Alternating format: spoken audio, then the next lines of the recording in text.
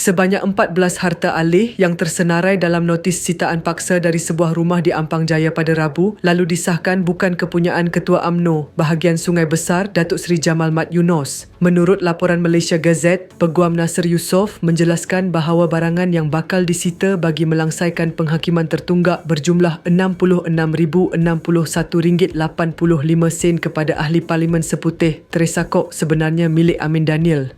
14 item itu adalah milik kepada anak datuk. Jadi, akan ada masuk satu saman interpleader untuk menyatakan harta-harta tersebut yang telah direkodkan semalam itu adalah bukan milik datuk.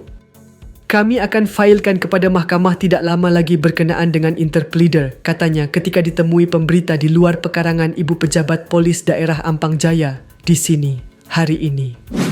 Terdahulu, 14 harta alih yang dikaitkan dengan Ketua UMNO bahagian Sungai Besar itu telah disita secara paksa dari kediamannya di Ampang Jaya pada Rabu dengan kehadiran bailiff Mahkamah Tinggi. Barangan berkenaan kini menunggu proses pelupusan melalui lelongan bagi tujuan menyelesaikan jumlah penghakiman tertunggak sebanyak RM66,061.85 yang masih belum dibayar kepada Ahli Parlimen Seputih tersebut. Jumlah bayaran itu merujuk kepada kos guaman yang belum dijelaskan oleh Jamal berkaitan kes saman fitnah terhadap Teresa Kok yang didakwa menyalahgunakan dana Yayasan Warisan Anak Selangor.